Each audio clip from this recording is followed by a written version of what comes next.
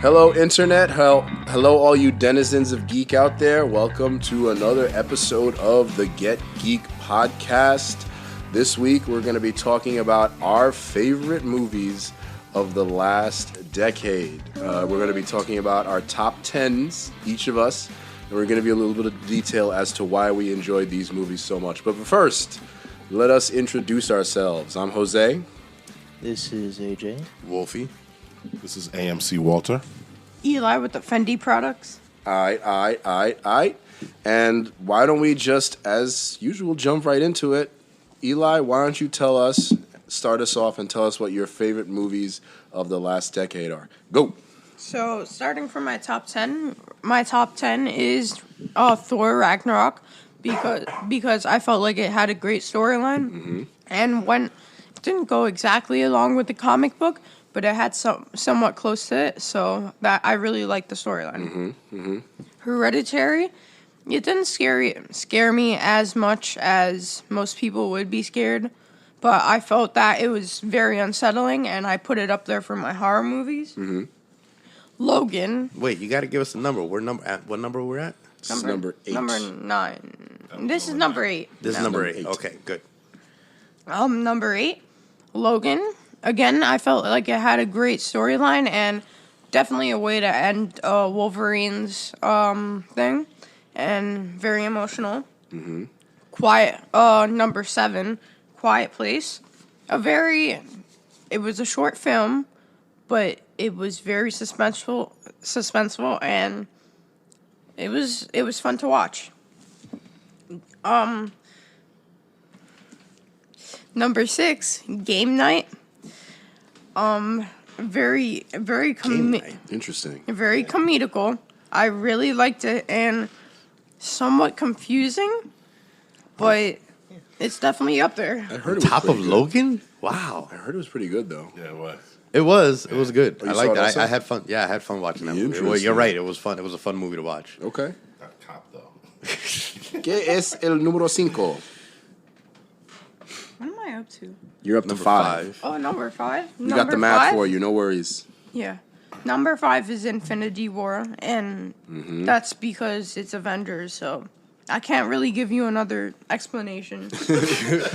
With how much we've talked about Yeah, I Avengers, know. that's really all you need to say at this point. Number Okay. 4 is? Most of you are going to be surprised by this, but Scott Pilgrim versus the World. You know, I haven't seen that, but I'm not that surprised because I heard it was good. Yeah, I liked it. It was fun. It was One of cool. my favorite movies of all time. And I'm not even lying I can about see that actually. This is like one of those movies that like when it came out at your age, it's like perfect. Yeah, Yeah. I can see that, definitely. ¿Y qué más? Are we getting into... And no, The top 3. finally, and then the last one before top 3, Joker. Which, this was going to be on my top 4. Top 4 was gonna be my best ones, but I had to bring it down. It brought the top story. 3. Yeah. It really brought the nightmarish mood, and the fact that it was so related to our real world gave it this nightmarish impact on me. Like, it scared I like the that. hell out of me. That's a good, interesting way to put it. Yeah, and is it just me, or is it getting crazy out there? Absolutely. Yeah. All right. Give us a little bit more now about like what's going on in that top 3. Top 3. Zero Dark 30. And, Oh, wow. yeah. I would never have thought that would be one of your favorite movies, but like, wow. Tell us about that. Tell us about that. It proved to me that it is one of the most suspenseful movies out there. Obviously not the best, but one of the most suspenseful movies out there.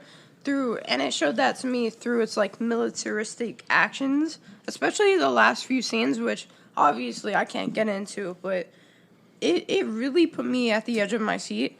And I think you can. I mean, it's been long gone past. You know, if you guys haven't seen it yet, Yeah, I haven't seen it, We're but, past. We're past the 2-week spoiler grace period. So That movie Spoiler came out in alert.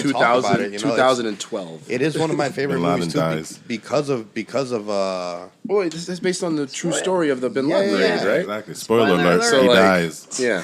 It's like watching no, Titanic. but you know what? Like I have a What happened in Titanic? You did? You know what? We'll get into it in another podcast, dude. What? It's gonna take us a while to explain that. So I've never been part of the military or law enforcement, but I have a lot of friends in the military and law enforcement. I have a little background teaching martial arts and combatives to some military personnel and stuff, and I've gotten the chance to train with some military personnel in the past, Which is freaking awesome. A lot of the combatives that was used in movies like Zero Dark 30, which kept it as true to form as I know from my experience, as well as from some operators that I know that have spoken on the subject themselves, say that it's pretty much as accurate as it can be. Yeah. So yeah, that kudos to the production crew on keeping it as true to the actual events as possible. Yeah, I mean, like, even the person who, like, actually was alive during, who, like, lived through that and had to go through, like, basically, infiltrating Osama bin. Right. They even said that it was very much alike to the actual experience, and there was only a few little things that wasn't accurate, but otherwise, yeah. And it's a Catherine Bigelow film, I think, which is like she's really been making some great films over the last few years. So that sounds like something that would be pretty awesome. And I still haven't seen it, and I need to check it out. But You need to. go on ahead. Tell us a little bit more. Avengers Endgame comes out as top 2, Interesting. and that really got Wait, me didn't you say? Oh no, you said Infinity War. Infinity before. War. Right? Okay. Yeah. Avengers Endgame, it had this weird impact on me where, like, you could see it coming. It's just that, anyway, it still, like, put you on the edge of your seat. Like, I saw that whole thing with I'm pretty sure everybody saw the whole entire Avengers, the whole entire MCU coming together. Oh, yeah, But- we were all waiting for that. Yeah, but the way they just put it really brought it to life. I mean, Avengers won a ton of awards. Endgame won a ton of awards at our Get Geek geeky episode a couple of weeks ago. So I mean, it definitely won action scenes and all of that, and that was one of our favorite scenes in the movie. So I can definitely understand why you love that. Yeah. It was the most anticipated scene in the MCU, pretty much. Yeah. So, but there's nothing really else to talk about it because, it's an Avengers again. Yeah, it's been, again, talked to death. Now, before you give us your number one, you have any honorable mentions? Actually, I think I would have replaced this with Ragnarok, not gonna lie. But The number 10 was tentative, I guess, right? Yeah. Which is why it's an honorable mention. It was Us. Oh, man, that was a good movie. I really like that movie. Like, not even gonna lie. I kinda want it to be up there, but at the same time, there are movies that are just a tad bit better that if it had done a little bit worse, then maybe that would have been, like, up to my, like, top 4. That's interesting. You'll see why later, but go ahead. What else do you got? Any other honorable mentions? Or There's just one more, and this one I'm not too enthusiastic about, but Avengers, the first one. Okay. Better than Age of Ultron. Yeah, definitely. But You gotta rip out my man. No, Ultron is awesome, but I don't think that. I know, I know I you know. like that movie. I'll stop. This is not about ripping on movies. This is about bringing them up. Okay. Hold on. You got to digest that chocolate milk or whatever you got over there. Double chocolate chip cream. Oh, from Lord. Starbucks. from Starbucks. Oh, I kind of want that. Starbucks That ad. thing is like crack. This is just like my broke out. third time having Starbucks. I really want that. What, like in your life or in the last know, week? Huh? No, like in my life. In his life? Yeah. What is Yeah. this, like your new favorite thing? Actually, it's my favorite thing, and he hijacked No, it. it's my favorite thing now. Oh, see, that's what's Wow, he literally that's just what hijacked hijacking. That's my He didn't drink. even let you finish saying that's that. my drink. Exactly. He didn't even let you finish. Get out of my word I on. bought that drink. No, I bought. No, you bought that Exactly. drink. But I took it from you. So it's my drink now. Okay. Oh, man. All right. Anyway, Moving along. Yeah. Avengers was another honorable mention. Is that the last of your honorable mentions? Or Yeah. Okay, So so what's your number one? And you guys are gonna be surprised But Spider-Man Into the Spider-Verse. I'm not that I'm surprised. not that Yeah, surprised. Me neither. No one's surprised. That's an awesome movie. That's really is, that is an awesome movie. I know, but I don't think you guys would think it was like my top favorite. You know what though? Like the reason why I kind of see it is because for all of us here at this table, that's actually one of our favorite Spider-Man movies, if the not best our Spider-Man. favorite Spider-Man movie, right? It's the best Spider-Man movie. Because Really. it's amazing. You may have another favorite. I see AJ kind of doing the shifty eyes over here, like he I have doesn't shifty agree. eyes. Pizza time. But There you go. but yeah, but still, like Into the Spider-Verse is freaking awesome. Like, I mean, I was late to the Spider-Verse party. I did not see it when it came out. Again, it was one of those movies when it gets really hyped up, I generally tend not to watch it right away. I kind of wait for the hype to get down and then watch it and enjoy it at a later time. And I listened to it. I saw it, and then I couldn't stop listening to the album. I was listening to that Yeah. album every single day for like a month after I saw the movie, and I saw the movie like 5 times after that. Did you see it in the movie theaters? I did not see it in theaters, and I dude. really Missed out a wish little I bit. did. I failed. Oh my god! I failed. when 2 comes out, we gotta all go see that in the theaters. At the time, to be fair, at the time I was in Australia, and I was too busy kind of like doing that like global trekking and all that stuff, and Right, life gets in the way. didn't get the time to watch in the theater. So, but yeah, I'm just curious. Like, is there a particular reason why you like to wait for hype to die down on certain movies? Is there? I like, don't a want reason for you? like I get like emotionally involved too in the, much in the hype. Yeah, so Okay. like if something's hyped Okay. up, I get really emotionally attached, and then I can get like disappointed. So I'd rather like kind of forget about the movie and then watch it after. Like a certain movie that we've talked about with a little bit of disdain a couple of times. A certain Star Well- Wars movie. Oh yeah. Because the hype probably didn't help there, right? Oh no. Well, I mean, definitely. the thing is that I was already hyped up because I've been hyped up for the ending of the. I don't want to get into it. Never mind. I should have never said anything. Never mind. So Into the Spider-Verse. We've been building up to that movie for 50 years, and they're gonna. All right, let's move on. Who's got the? You got anything else to say about Spider-Verse? Yeah, tell us a little bit about why you love the Spider-Verse. We were talking about the Rise of Skywalker, by the way, in case you didn't notice. Yeah. Sorry. Go on. Really? I really like its storyline, and the one thing, especially since I'm an artist, it really hit Really my good one. expectations on what animation should be, and Should be? it's yeah. Well, what is it? What do you feel like about it is something that animation should strive to? Because usually when I see like Marvel animations, it's like let's just say Star Wars, Clone Wars. Like it's a really great show, but like come on, the animation you have to admit could be a bit better. I could Yeah, I somewhat will agree with fight that. you. But I think it's more the style of animation. Don't you think maybe it's a little bit more related to the style that they chose for those cartoons? Yeah. More than necessarily the quality. Okay, I get it. I mean, you're the artist. You probably know. You're probably the best artist at this table right now, so you can No. tell us a little bit better. No, Well, Spider-Verse changed Not the way me. they did animation. Not me. Yeah, Spider-Verse at had a least whole 4 new way of artists. doing it. Five. It was They No, all of actually them. skip frames. Very funky. you know, To create To- like a certain that effect in motion. weird. And they purposely blurred the background.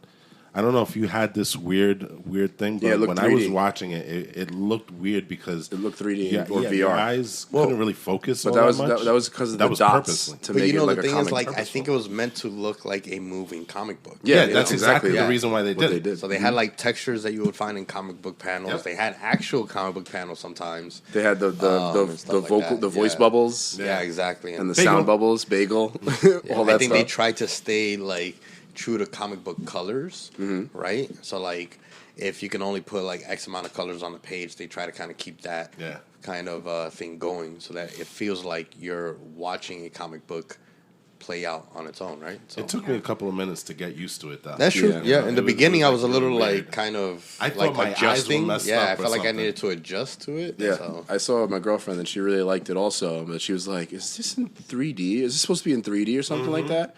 And I saw it with her the second time at home, and in the theater it was even more pronounced, Yeah, right? exactly. That's why, like, if you saw it in the theater, you'd be a little bit more tripped out by the perspective on it. But once you got used to it, it's amazing. Yeah. I mean, like, what else did you enjoy about it? Actually, I just wanted to. It really inspired me with my drawings, and I'm That's not awesome. even gonna lie about that because I've been using the same thing with like the red and blue outline and the popping out and the blur in the background. I've been using that in a lot of my drawings, especially with, I think it was my Spider-Man drawing. Shout out to Daddy Strata. That one where he was hanging upside down? Yeah. Somebody came into my art class. He's on Instagram. You can follow him. I think it's like Daddy Strata or something. Yeah. We started a Spider-Man project, and then I did my Spider-Man, my own custom Spider-Man, and then I started doing the things from the Spider-Man into the Spiderverse, and it came out. I'm just saying it really surprised me about like what I could do with the things that I learned. See, I have it right there, and it really did make it look like it was popping out. If you saw it in person. Oh wow! You should put that up on the Insta if you'd like. That's super dope. That's really cool. Yeah, we have to put that out there. It's just to complete your shout out. It's Daddy Strata _NYC on Instagram. Thanks for the follow. We love your artwork, and you inspired our young artist to make something that's really dope. We'll put it up hopefully so you can see what you've inspired. It's really, really, really awesome. And this kid's an up and coming artist. He'll be modest about it, but Yeah, I'll put it up on the Instagram. you're getting sometime there, on buddy. Monday. You're getting there, buddy. Thank you. Anything else that you'd like to talk about when it comes to Spider-Verse?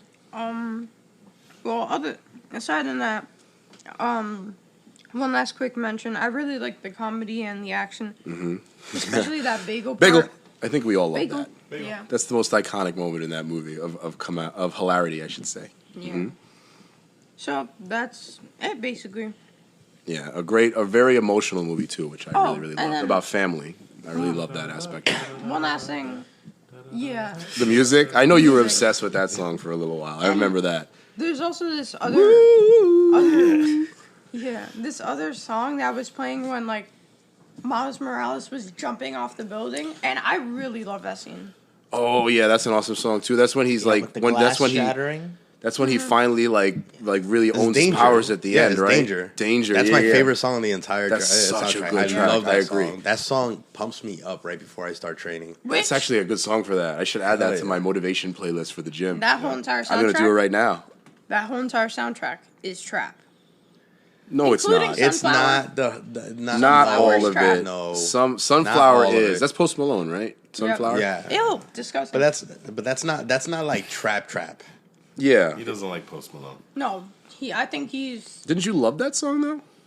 He, liked the He song, absolutely doesn't loved the like song. Until I Don't deny read it. what the artist was. Oh, okay. I didn't know it was That's him called until judgment. well Judge. after. I Wow. just don't like Post Malone. Wow. He loved the song until I he found think- out who it was. I think of Post Malone as if Justin Bieber was a little bit black. Justin What? Bieber tries to Black be. Justin Bieber. He Black tries to Justin be. Bieber. Like, you heard Justin Bieber's new song "Yummy"? No. Definitely No, not. because like, Yeah, my but Post friend Malone saw- is actually good. Yeah, I like no, Post Malone. he isn't. He absolutely is. All He's right. white trap. This is not even. You know, you want to know That's what it is? racist. You want to know what it is? It's racist. It's not trap enough, and that's why he doesn't like it. That's probably No, why. it's not. No, that's not it. Absolutely. I've heard XXX Tentacion. He's fire. Fire. And he's super trap. Fire. Anyway. He's not trap. He's not trap at all. This isn't a trap review, so let's keep it to the films. Who wants Fire, though, bro. so Fire. who wants to jump into their top 10 next? Okay, I guess that'll be me. All right. All right. So, to start this off, at number 10, I have It Chapter 2. That was a fun movie. I know that maybe a lot of people think it was rather lengthy, but I actually I liked it because it gave you enough time to focus on each and every one of these characters, what they went through, and how they're going about just completely closing out the series. And that's what I really like about it. It's a note to closure. Mm-hmm. Yeah, and just, It was a fun movie. yeah. I mean, sure, you wanted to see the clown a little more, but I think I like Chapter 1 better, but this is not my top 10 yeah. list. Yeah. At number 9, I have Bumblebee. Which I still have to see. Bumblebee.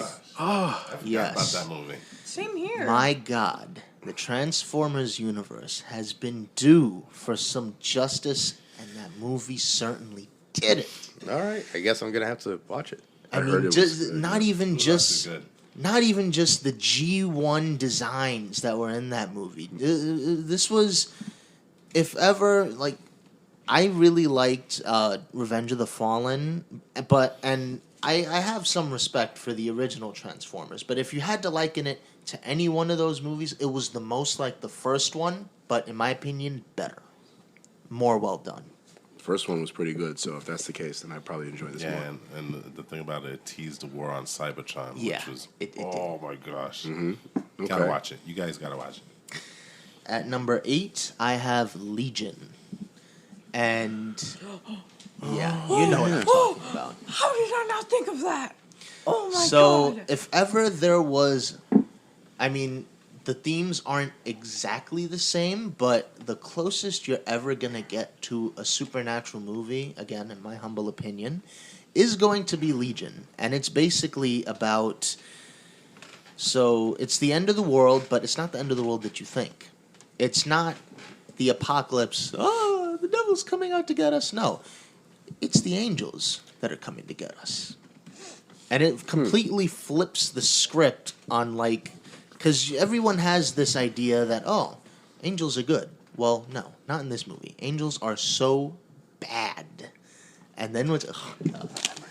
And then once you get to the archangels, bro, their fighting style, it was so magnificently done. Like, you wouldn't think of wings as a weapon so much, but like, God, the way they you saw it. I showed you. The way Gabriel used his wings in combat That was amazing. crazy. That fight was. Yes. Oh, and I know before we move on, I know who your favorite angel is. The ice cream man. Oh God, no. Oh no. He's scared of it. He's Not- terrified. It's unsettling. But okay, that's enough for number 8. Number 7 is Rogue One.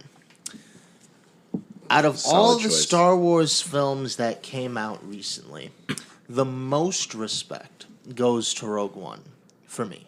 I liked Last Jedi, but Rogue One really, for me, it was the one that had the least amount of flaws. Like, you could technically make the case that Last Jedi was kind of writing off Force Awakens, but you know, it was still a very enjoyable movie. It flipped the script in a very nice way. But with Rogue One, you don't get any of that. You just get embellishment on one of the most, I guess, long thought after, aspects of New Hope. Where did they get those damn plans from?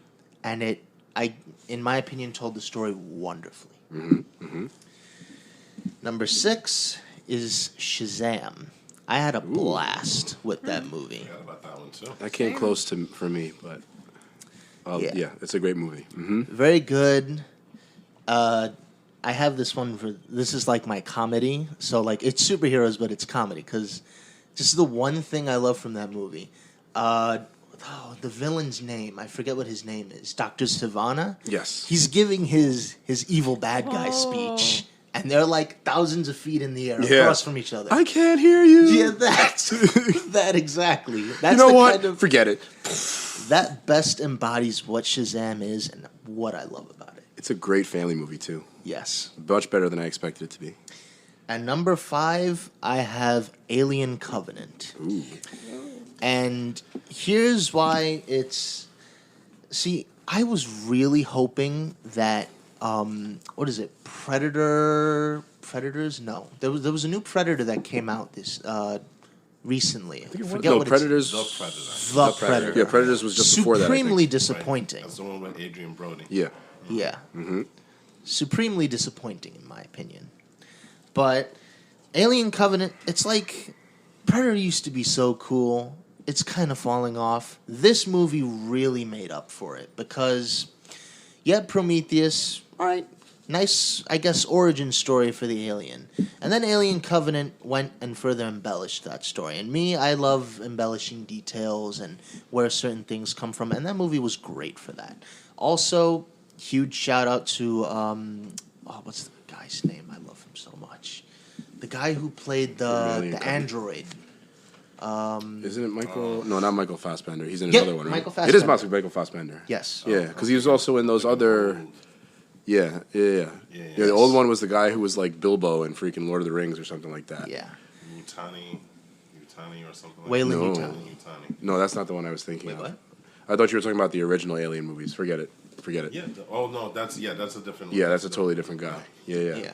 Anyways, continuing on. Good sir. And at number 4, I have War. He is Bilbo. Yeah. I just thought about that. I'm sorry. Continue. At number 4, I have War for the Planet of the Apes. It's a good one. Yes. That was another movie that I thoroughly enjoyed. Rise was good. Dawn was really good. And then I think War, again, this is kind of a common theme here. War was a great way to end it, in my opinion. Because it not only, like... You already had the sense that apes were going to take over to begin with, but you start to see, like, just the way... Because the whole premise is that not only are the apes coming into power, humans are also being wiped out by this disease, right? But this disease was also taking away our ability to speak. And the apes were already speaking. So it's like, wow. It's like so flipping we're, everything. Yeah. Just a complete flip of the script. And just, it was a really good insurrection movie, in my opinion. Well, that may be the end of Caesar, but apparently Disney's looking forward and trying to make more Planet of the Apes movies. I was going to say that's the end, but not the end from what we've heard. It may not be the end of that. It'll be the end of Caesar's story, but not the end of the Planet of the Apes franchise. Hopefully We'll see. because he had a son, so hopefully, maybe they go on that route. yeah. Okay. All right. And now for the top 3. Here we go. At number 3, I have Logan. Oh, such a great film. Yeah, Logan just, if ever we needed, supremely needed an R-rated superhero movie, that is my go-to movie. Just like, not even the blood, but like, gosh, that story is so like... It's absolutely true. I mean, like you can't do Wolverine justice without it being rated R, which is why like this one, it just had to be rated R, and they really did do it justice. I think in every way. I think the best part of it for me is, you guys know I'm the resident movie nerd, so like, to me, other than the Dark Knight and the Batman Begins trilogy, this is the comic book movie that's least like a comic book movie. It's just a movie. You know what I mean? Like, and I don't want to make it derogatory that it's a comic book movie, because obviously we all love comic book movies, but it was just like something totally different from what you've seen before from comic book movies. But actually, I kind of want to challenge you, because what it is it's not the comic book movie that people expect the comic book movie to be, right? Because Logan is like Old Man Logan, and some of the Batman, the thing that makes Batman amazing is that he's not comic books isn't about being a cheesy superhero. It's about humanity and stuff like that. I guess I mean more like what we've come to expect from comic book movies. Right, I know what you mean, but just for those of you guys that are nerds and some other stuff, but still kind of new to the comic book realm, or kind of want to explain comic books to other people, this is an important thing. I think that comic books aren't just, superhero looks good, saves the day, good in two shoes. Comic books, a lot of comic book series like Batman and Wolverine, Logan, Daredevil, Punisher, a lot of these really like marquee books are about the humanity and the struggles that they go through. And Logan and Batman, these movies, like they kind of really like personify that. So it best demonstrated it to the mainstream. Like, hey, this stuff can actually be weighty and like not Martin just... Scorsese. Yeah, dude, watch that movie and tell us that it's not a movie. Anyway, tell us a little bit about why you love Logan so much. And then just the heartbreak, the ending was so heart-wrenching. I definitely teared up a little bit. Because the whole movie is basically X-23, Daphne Keene's character, and Logan bonding. But, like, he just tries to resist that so much. But eventually, she grows on him. And then we see just how much they grow on each other once Wolverine's clone goes and dishes out the I'm gonna kill you with The blow. Yeah. He lets go of the past, which I really like about it. Yeah. Because that's always a theme in Wolverine comics also, like his past and how much it affects him. exactly. So it's really wonderful. The way that they ended it, I think, in letting go of that past, finally. I know that he passed away and it was just a moment of it, but it was still kind of beautiful and emotional the way they did that. Yeah. And that's really that's why I like it, man. It's amazing. Amazing. At number 2, I have Terminator Dark Fate. Oh, I forgot. Wow. Wow, at number 2? This Wow. is a I haven't very, seen it yet, but this is a very AJ list. You know, It's very, Very well left should be. field. it should be. That's very right. left field. It's the stuff that he likes. You know, so Okay. it's not too surprising. Should I speak on this, or because you guys haven't seen it? Or? Don't spoil No, it go too ahead. much, It's but fine. definitely speak on it. Yeah. Oh, we've Don't spoil the ending. I won't. I'm just gonna say that this movie flips the hell out of the script. especially at the very beginning, right? Oh yeah. Yeah, something that's a Oh, I already know what that is, but which I'm very upset precept of about. the Terminator I'm franchise gets. I'm upset that I knew. Oh. Not that it happened. I'm having trouble picking what movie I'm going to watch tomorrow because all these movies are like, I need to catch up on, and this Like- one might be it.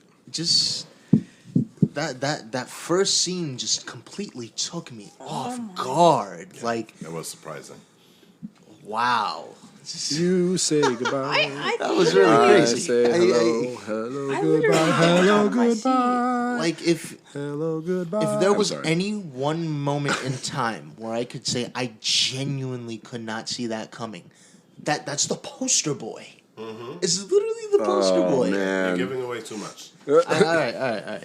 But Yeah, I definitely know anyway. what happened. So, Terrible. and then I really liked the action. Oh my god, the scenes with I think it was called the Rev 9, right? Yes. The Rev 9. God, it's just and E, you liked it too. The Terminator that was featured in this movie, the Black Goo. Yeah, I Is- definitely did. all the fight scenes with that Terminator They are do make an interesting change with Rev 9. That was one of our nominees for best fights. Actually, 2 Terminators in one. You know? technically, yeah. Yeah. 2 designs in one, right? No, Or no, that's it's- right. He can split and stuff You like can that. split, Yeah. so it's basically 2 Terminators in one. It's So- amazing how they do it. Again, think of it like this. Imagine that you have a T800 and that it also works simultaneously with a T1000. Yeah, I heard, that's something that I heard was really creative and imaginative about it from you guys and from other people as well. Yeah. And then, again, they embellished something that in number 2 wasn't technically possible, but in this one they go, yeah, well, now they can do it. Yeah. And it's just that movie is so mind blowing. That's all I'm gonna say. I want to talk so much about it, but I can't. Maybe we'll do a review, post-mortem review, once these guys have watched it again. You know. And then at number 1. No. Oh wait, yeah, that's right. Honorable Honorable Honorable mention. mentions. mentions. Tell us a little bit. So, I have 4, but I'm gonna blaze through the first one really quickly. Chronicle. Mm-hmm. That's plain shut up.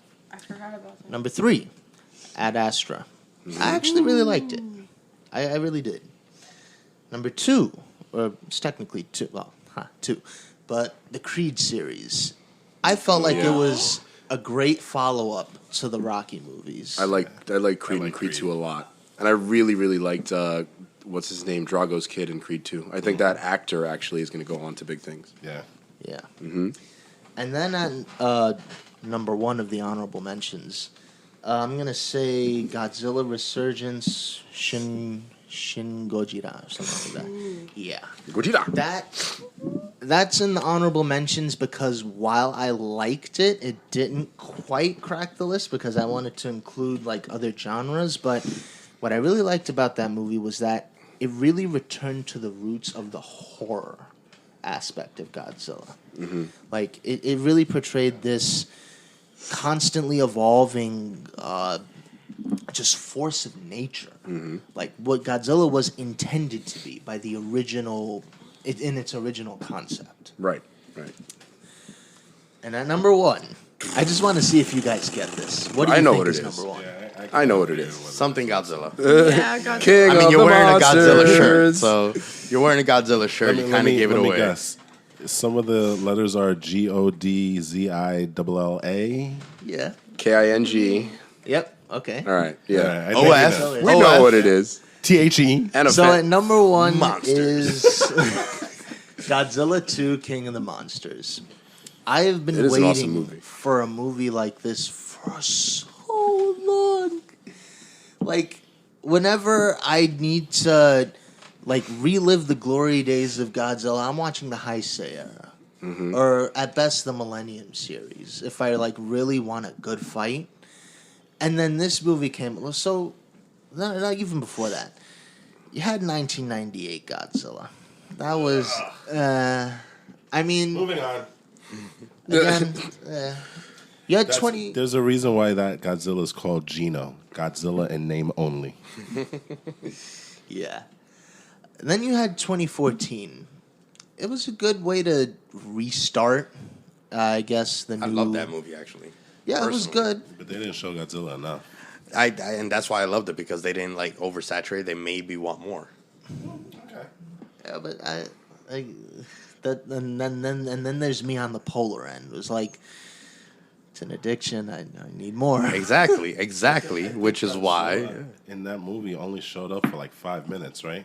Oh, I don't think... No, it wasn't that. Five It was more. It's just that, like, the first time that they really showed him was, like, 45 minutes, something like that, before he, like, really emerged and did anything.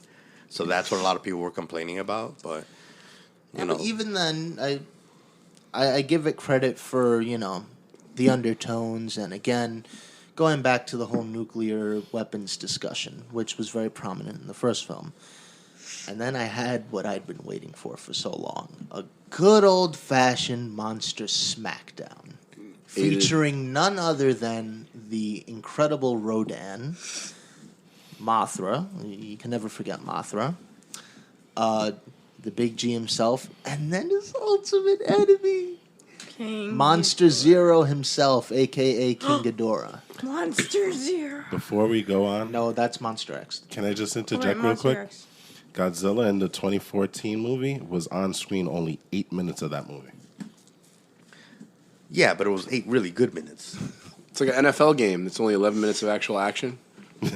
Yeah, it's Very still worth similar. it. But it's still you still watch it, right? It's I about the still quality, wanna- not the quantity all the time. If anything, that kind of reinforces his force of nature like aspect, because he doesn't have to be around a lot to make an impact. Yeah. But Well, it kind of goes with the whole Japanese set of movies, because a lot of the time they focus more on the humans than the monsters, right? Mm-hmm. That, I guess it's a callback to that. That's very wibbly wobbly. Like, The early movies they did that a in lot. the Showa, yeah. Yeah. Showa era, you could definitely see that. In Heisei, it finds a little bit of a middle ground.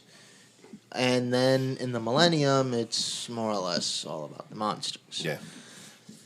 And the human arc in this one was a little weird, I won't lie. King of Monsters? Yeah, Yeah, yeah. it was a little weird.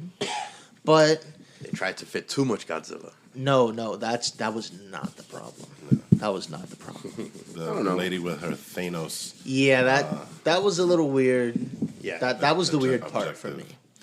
But otherwise, just this whole idealized world of kingships among these the Titans. It's not the kaiju anymore, it's the Titans. Yeah. And then me being a mythology buff, I'm like, whoa. That's a very good way to, accentuate how old they actually are. Because, the Titans were, they were basically not the fathers, because some of them were mothers.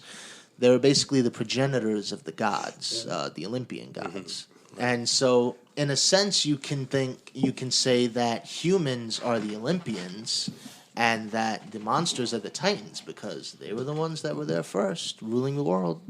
So I think it was a very fitting name.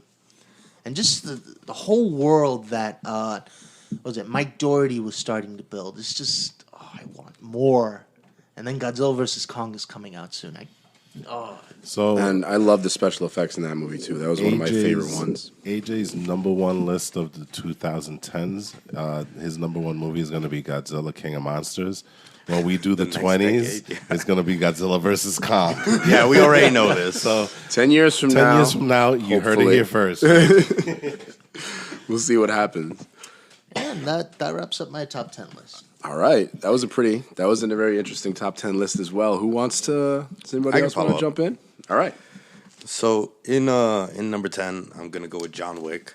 It's one of my it's definitely one of my absolute favorites of the last decade. I love all the John Wick movies, but the very first one, the one that kind of set up this whole world and everything, was amazing. And from a martial arts background as well as from a gunfight combatives background, it was very satisfying to watch for someone specifically in my field where I have a little bit of a combatives background and a huge martial arts background, doing it for the last half century. So, number 9, Logan, for the same reasons that we talked about. It was a wonderful movie. I thought it was an awesome way to end Hugh Jackman's run. Absolutely. And I didn't really see anything. There was nothing that I would have changed, to be honest. I agree. So, number 8, in front of Logan, Mad Max, only because that that crazy kind of moving orchestra of a film that it was That's a just nice way to put it. amazing. Yeah. It was just amazing how it really did feel like it was, essentially a symphony of madness that we were watching. So, Witness me. yeah. You could make a case that's the best action movie of the decade. You know what? I really think it is, just because, again, like, all the action was superb. The dialogue, as little as it was perfect and well placed. And of course the musical stunts. score. Like, the stunts were amazing. The cars that were built, amazing. The entire world was amazing, and it was very little that was done. If you think about it, right? It was basically just a bunch of cars in the desert and personalities and stuff. But Minimal CGI. Very Yeah. They minimal. left and then they came Yeah, back. I just thought, that's it. They went a round trip. Exactly. Yeah. Yeah, it was just completely amazing. So, number 7, even though I am currently kind of having like a little bit of a personal vendetta against this director, Wolf of Wall Street is one of my favorite movies of the last decade. Just because I really enjoy seeing actors that transform themselves and kind of get out of their comfort zone and stuff like that. And Leonardo DiCaprio has always stepped out there and he was always pushing the limit, because he was always wanting that statue that he never ever got at that time. So he was, every single movie is like he would try to aim for a statue, wouldn't get it. The next movie is about pushing the boundary more to try to get the statue, and he really, really pushed it in this one, I think.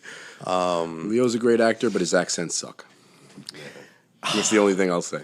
But you remember there used to be a time that people used to hate Leonardo DiCaprio? Oh, but that was more like people He was doing the beach and teenage. stuff like teenage- that. My I thing love about The Leo, Beach. I know. I thought it was a Loved great movie, but people were hating on him. Back then, my thing about Leo is that, I don't know, I think people have some sort of weird misconception on his accent. It's not the first time that I've heard it, but my thing about Leo is that when he Blood takes Diamond.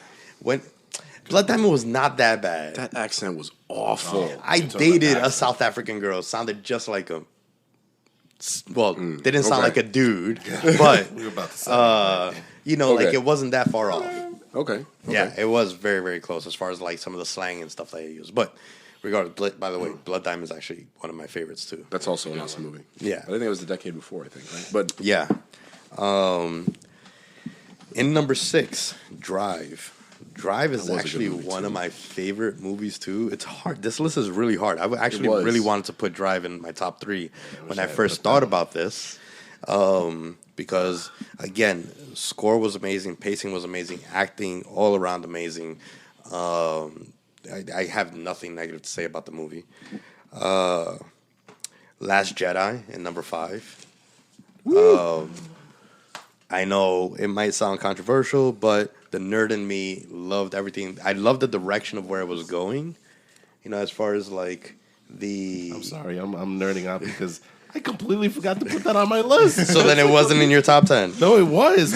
I already cemented this, but damn. No, the Last Jedi is in there simply because I thought it was a great direction that Star Wars was going to, even though the movie itself had a few flaws. I thought it was an awesome direction for a franchise that has, you know, at that time 40 plus years. And I was excited to see where it was going before they completely obliterated it. So to me, the end of the series is The Last Jedi. So I'll leave it at that. Number 4, Inception. So another good one. Inception again. So a lot of the things that make movies big for me are if the movie kind of inspires me and stuff like that. And Inception is one of those things that inspires creativity for me. You know, just because like it was such a Christopher Nolan's amazing at what he does, but the way that he did Inception, the way they did the story and everything, it was just so smart. Yeah, the layering. You know, the layering of everything, the pacing of the movie, again, Hans Zimmer is my absolute favorite composer out there. He's absolutely amazing. He's one of the main reasons why Inception's on this list. So yeah, I would have liked to try to put Inception in the top 3 as well, but here are now my top 3. So in number 3, oh no, I'll get to the honorable mentions a little bit. So before anybody sees my honorable mentions, so in number 3, I have The Social Network. Okay. So The Social Network is one of my favorite movies because of that thing that I told you about, like inspiration. When I saw The Social Network, even though it wasn't, if you know the true history and story of, you know, Facebook and Mark Zuckerberg and so on and so forth, it's not exactly an accurate portrayal of Mark Zuckerberg, the person. And Aaron Sorkin has set out to say that this isn't a factual or, you know, a biography of Mark Zuckerberg. It's just a story of. It's a version of the story of like how Facebook came to be. Well, that was Sorkin and Fincher, wasn't it? David Fincher? Wasn't he the director? Yes. So David Fincher kind of like distorts everything for his ends. Right. So and the thing is like from a certain, and it's funny because at the time that was the biggest critique, and Aaron Sorkin came out and said that like this isn't exactly Mark Zuckerberg.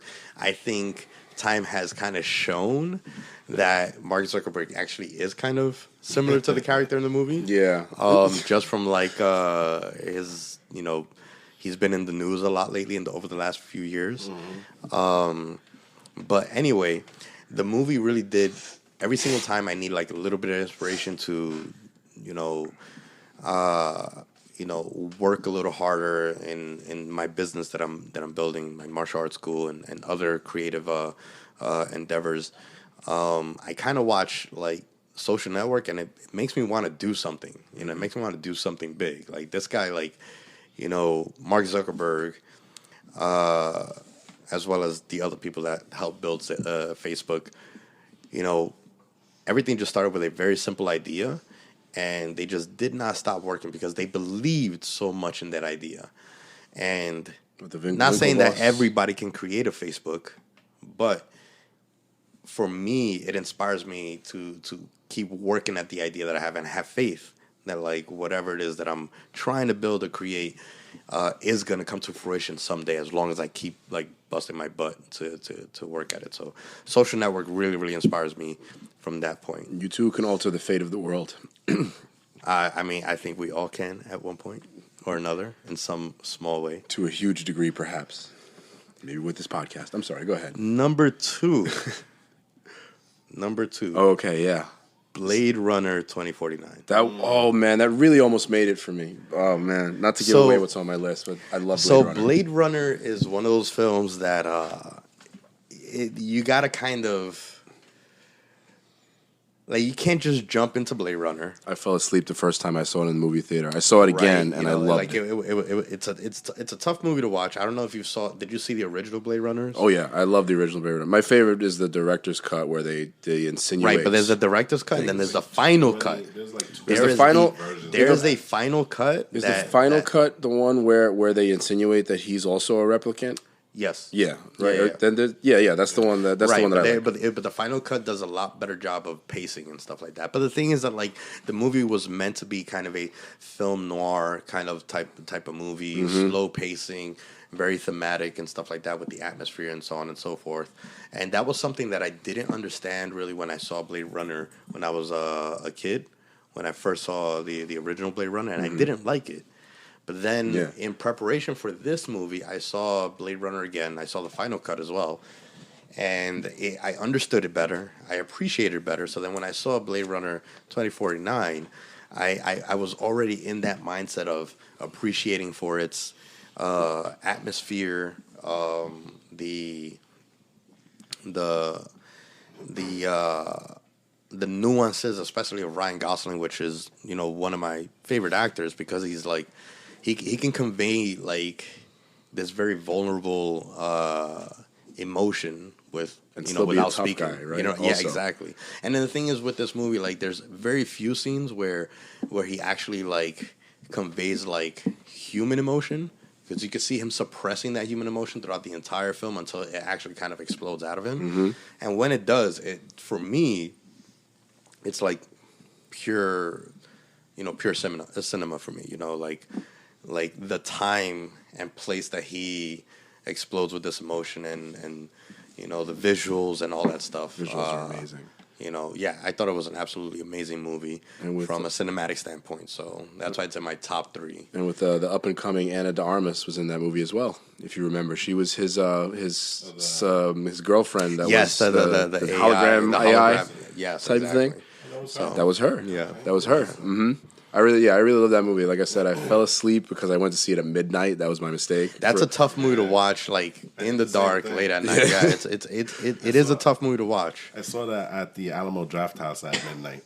So. Did you fall asleep a little bit too? I did not. My wife Amy did, and when she woke up, she woke up. She was like, "What?" Like everybody heard it in the movie theater. That's funny. Like she was dreaming or something like that. Well, she woke up at one of the right toward the end, and it was perfectly timed when she did it because it fit the scene perfectly. People thought it was in the movie, but they were like, "What the heck is going on here?" It was a little tough at midnight to watch, but it was good enough that I stayed up and watched it. It was really good. I really loved the themes that it explored. I know a lot of movies about androids do this, but like I think it was one of the best movies at like talking about what it means to be human. I think that's what I loved about it.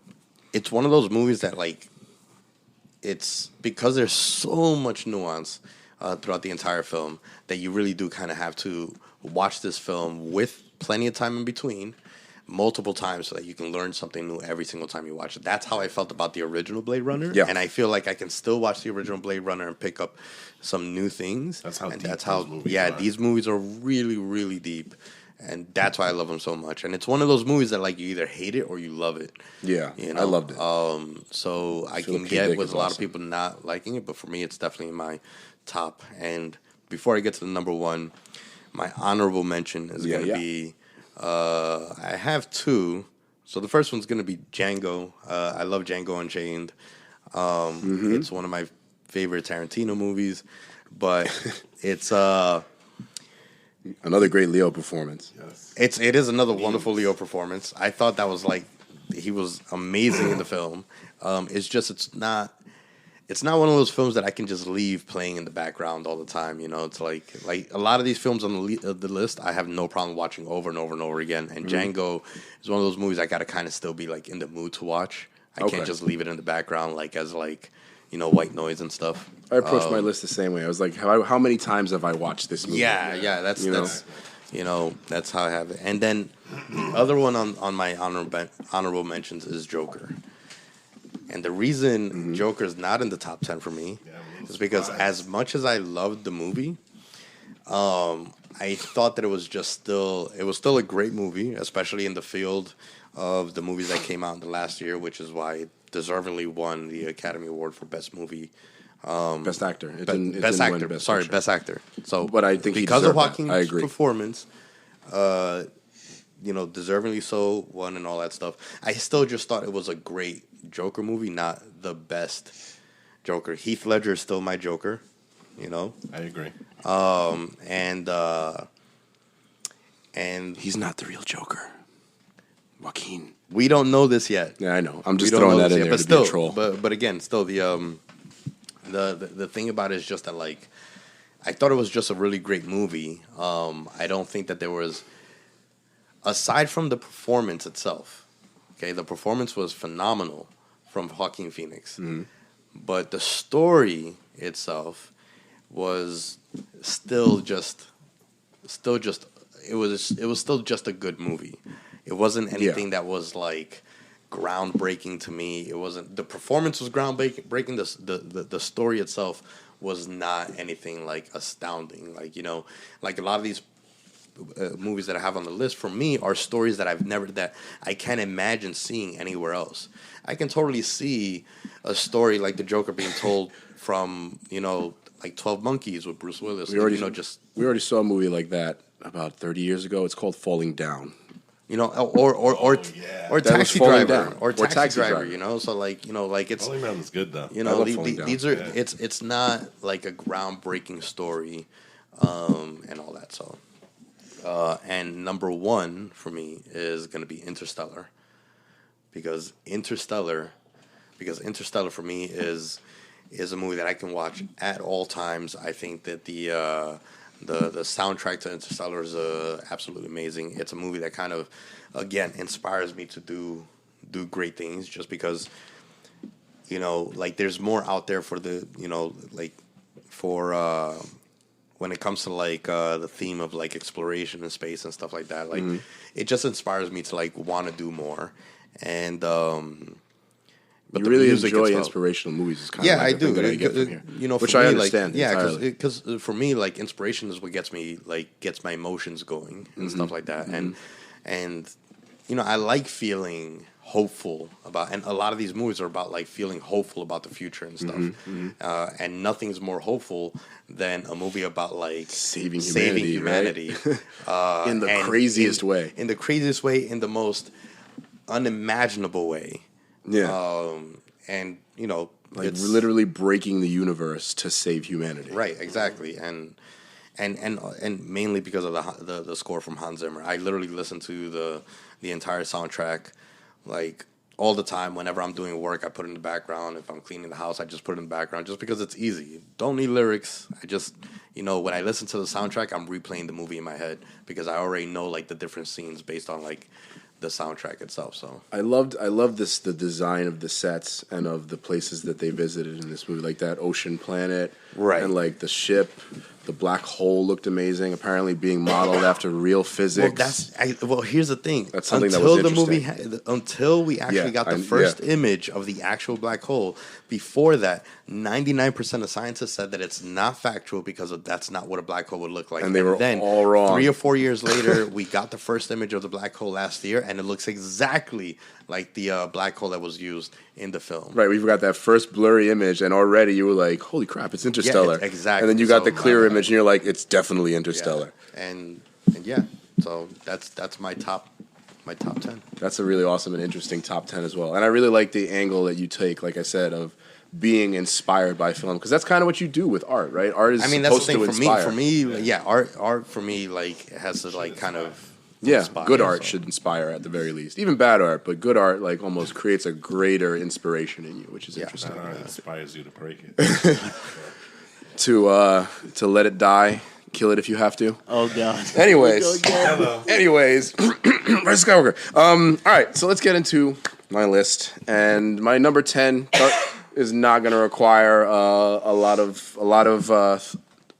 description. It's Logan, and all I'll say about that movie is like just you've talked about this before, Wolfie, like just the relationship between father and daughter in that movie, and Daphne Keane, that little kid is cute as heck. Like she's like killing everybody all movie, and then like when she finally speaks, she's got this squeaky voice.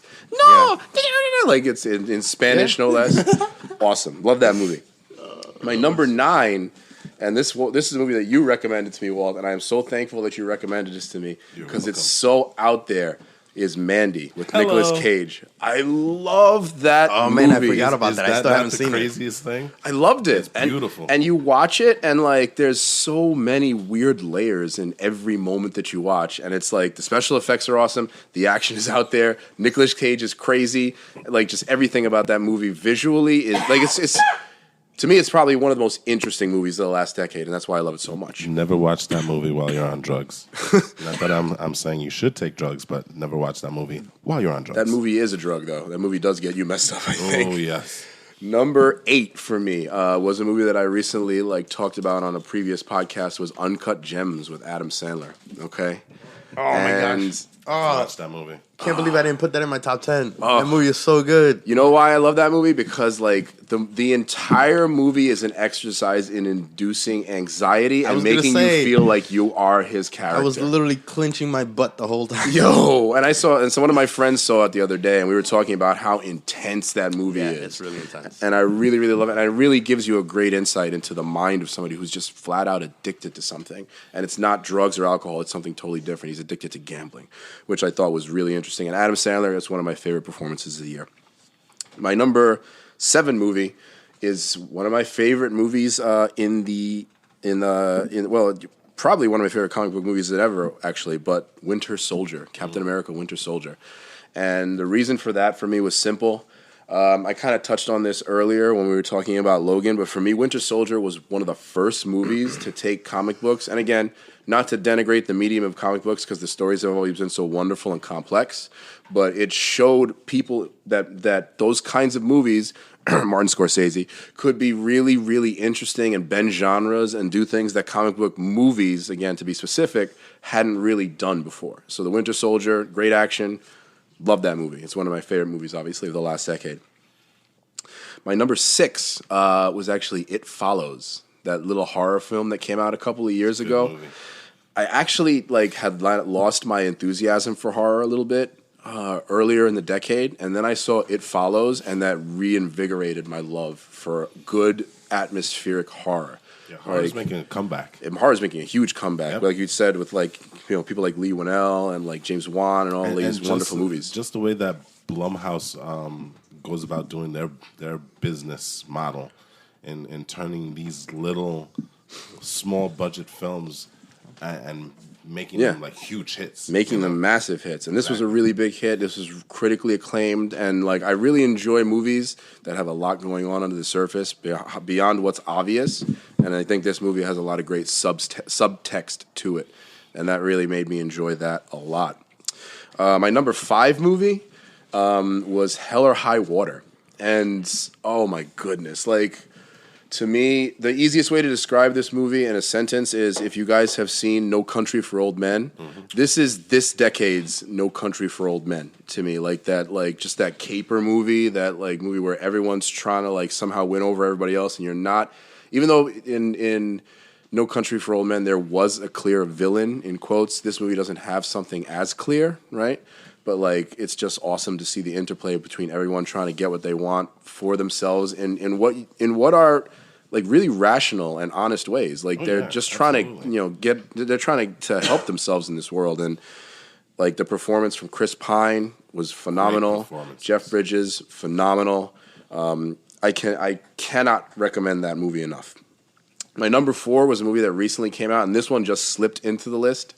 I talked about it a couple of weeks ago. Is Parasite. And the reason I love Parasite so much is it plays a lot with the same themes that you've seen in other movies by Bong Joon-ho of Snowpiercer. It's a really interesting exercise in class warfare. It's a really interesting exercise in how class can clash, how poor people can do the wrong thing, how rich people can do the wrong thing. And what's interesting about this movie that I think is reflective of the real world is there's no middle class characters in this movie. I think that was intentional. My number 3 film that I can get into a little bit more, the reason that I really, really love this film, I was a huge fan of Moonlight, and I really think it deserved to win the Oscar that year. And the reason that I love Moonlight is like you don't have to identify specifically with the character in this movie who's a young gay black man who's trying to find his place in the world. I think it's a very universal theme in this movie. I think what's wonderful about it is it's about like when you're young and you're disillusioned, and maybe if you like, I think we've all had a relatively like stable and good life but like this is like the perspective of somebody who's like an outcast in a sense, right? And his way of finding his place into the world. I love how that relates. What was the movie that won that year? It was Moonlight. Remember originally they said La La Land? That was the controversy. Right, that's right. That was the year they were like, La La Land. Oh, wait. Whoops. That was the Steve Harvey moment? Yeah. Oh, man. That was the movie that was supposed to win, and then like they kind of took away from it a little bit. But it also like the young cast, the young man that plays the main character through 3 eras of his life, or the 3 different young men, I should say. Yeah. All do a fantastic job. Okay, so that's one thing that's great. I mean, Mahershala Ali is quickly becoming one of the best actors alive today. Is, yeah. And he won the best supporting actor. He's that super versatile, that guy. That guy can play like roles left to right. He's going to be Blade soon, dude. I can't wait to see that. Which I cannot wait. There could not have been a more perfect casting, I think. Right. He made Luke Cage season 1 really, really great. I think he was the best part of Luke Cage season 1. Yeah, once he left, that season went downhill. Yeah. I mean, it wasn't horrible, but it was not as good as it was, I think, when he was there. Everybody was comparing all the Marvel shows to Daredevil, so that's probably kind of what happened there. But anyway, I really enjoyed season 2, though. I finished season 2 actually just recently, and I really, really enjoyed where they went with They're never gonna resolve that thing. They might. We'll see. Well, anyway, this is a non-Moonlight. That's another conversation. Yeah, I was about to go on a different tangent. What would you like to say? No. I was gonna say something completely unrelated. So, what's your number 2? My number two film was Manchester by the Sea, with Casey Affleck. And I don't know if have you seen that movie? I think I definitely have. I don't remember it too much though. Well, that was the movie. Remember where like they're both struggling with the loss of their child. Right. Yes. And like to me, again, that's a movie that like it's a very universal thing. Like, how do we react to loss? Especially like I don't have children, and Walt, you have our 2 young men over here, and like even for me, that movie kind of really drove home like how much an event like that can destroy people. Just flat out destroy them. Was that one directed by Ben Affleck also or no? I don't think so, but it was Casey Affleck was the main guy. I don't know. Let me find out real quick, actually. Yeah. Let me just look that up real quick. But like again, Manchester by the Sea, like the performances were fantastic from Casey Affleck and from Michelle Williams. Right. Like you understood them, even though like Casey Affleck did all these crazy things, and like Michelle Williams like had her own faults, and then the young man in that movie that was his nephew or cousin, I can't recall, who was also an up-and-coming actor as well. He's been in a couple of things that I've seen recently. I saw, I don't know if you guys know about that movie Honey Boy. That's about Shia LaBeouf's life. I want to see that. It was pretty damn good. And that guy who was in Manchester by the Sea, who was the young man, whose name I can't remember, he's in it and he does a fantastic job. He plays Shia LaBeouf, actually, in that movie. Just so you know, it was written and directed by Kenneth Lonergan. Okay. So shout out to him, because for me, like, again, this movie like really drives home the pain of loss, and like not only how it can destroy you, but how it can destroy everyone around you. There's another great show on Showtime, Kidding, with Jim Carrey, that you guys might like if you enjoyed this movie as well. But number 2 for me, easily Manchester by the Sea. I absolutely love that film. So before I get into my number 1, I have a couple of honorable mentions here. Eli, I actually agreed with you. Us was a wonderful movie. And again, because of all the subtext, all the stuff that lied underneath the main story there, I really, really enjoyed Us for that reason. And I thought Elizabeth Moss and Lupita Nyong'o were phenomenal in that movie. It wasn't scary, but it was unsettling. Yeah, it was very unsettling. It's very unsettling. So, like, it was definitely something that I really, really, really enjoyed. My other one for an honorable mention was Avengers: Infinity War, just because I thought it was so different from most movies, not from all movies, but like from many movies that we've seen, and certainly from comic book movies, where you get the villain arc. The villain is the main character, and he wins at the end. I thought that there was something so wonderful about how they put that movie together in that way. And my last honorable mention is Spider-Man Into the Spiderverse, which I like again, obviously these three movies, I really wanted them to creep into my top 10. But Into the Spider-Verse, we said a lot about it already. There's not much more to say. It was a fantastic movie. If you love Spider-Man, if you love comic books, if you just love movies, you would really, really enjoy this movie, I think. But let's get into my numero uno. Oh boy. My favorite film of the last decade is Mad Max Fury Road. Whoa, okay. There you go. So to me, there's not enough that I can say about this movie. Number one, to me, it's the best action film of the last decade, hands down. For sure, 100%. Easy. As And far as action goes, you said it before 1000%. yourself. It was in your top 10 as well. But like to me, what I loved about this movie is among many things, I love how like it didn't need to use a lot of dialogue to say much. Everything was really, really told through body language, through the action scenes that they went through their actions in the film. Especially the Max character, he didn't really talk that much at all. He didn't. Yeah. And it sort of gave some of the other characters a chance to shine, like Furiosa, the War Boys, the women that they were trying to save, essentially, and like the way that it showed how they dealt with the abuse that they suffered from Immortan Joe.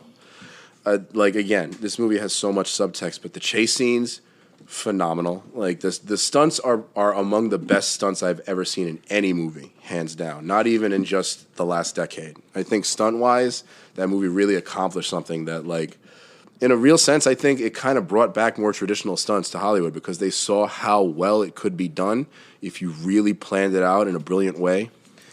The CGI was minimal, which I loved. They just used that to maybe create some storms in the background and all of that.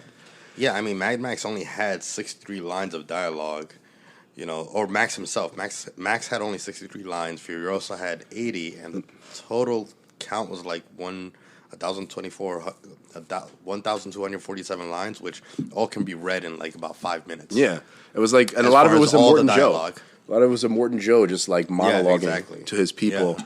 And I loved how they showed, I think, not completely accurately necessarily, although we don't know, but what would happen in the breakdown of society? What would happen if, like, there was no water and all of infrastructure was shut down? Like, you would obviously have these warlords like Immortan Joe kind of rise up and take over everything and become almost these mythical or religious figures, the way that he was in that movie. And, I mean, I just saw that movie so many times also. That's true, I did too. over and over again. And I'm actually sad because I missed the opportunity to see it in black and white when they re-released it in the theater. Oh, I did not. Oh, I forgot about that. I'm so upset that I didn't get to do that. I would have loved to have seen that. Maybe they'll release it in black and white, but I would have loved to have seen it in the theaters. Keep an eye out for Alamo Drafthouse because they do that kind of stuff every so often. Maybe they'll do it again, right? Like, hopefully. Maybe there'll be like a 5-year or 10-year anniversary. Email list, whenever they do like events like that, like they'll do. I mean, recently they did like a 5 Fingers of Death, that was scored by RZA and then narrated by RZA at the theater. Mm-hmm. So they do cool things like this every once in a while. So if you follow their list, you might be able to catch some Mad Max stuff. Whenever there's like a Mad Max anniversary or something. Yeah, I mean, like, also it was kind of interesting how like that director who hadn't done anything except like Babe, Pig in the City for like the last 20 years, and Happy Feet 2. He just came back and he like reasserted himself as like, yo, remember Mad Max and how awesome that movie was? Here it is again, and it's like even better than it ever was. Those 3 movies also. Yeah, and supposedly Mad Max 2 was also hailed as one of the best action films of its time when it released also. Oh, I love Mad Max too. I love Mad Max. I mean, that's the one that really like put Mad Max on the map anyway, because the first one was actually almost nothing like all the other Mad Max movies. It was set before the apocalypse, before the end of the world happened, so it was a little more of a traditional film. And, Mad Max kind of created this dystopian, like, roving clans of warriors, like, jumping on their steeds or vehicles, But to, not like, as much kill each action other. as Babe, A Pig in the City. No, nowhere even close. Babe Pig in the City is probably the second best action movie of the last 20 There were years. steeds in that also. But I mean, there's so many reasons for me to love that movie. Witness Me, and I mean, I don't know. It was just I just would never stop talking about it if somebody asked me to talk about Mad Max Fury Road, and I'm gonna go watch it again just because I was reminded about how much I loved that freaking movie. But that's my top 10.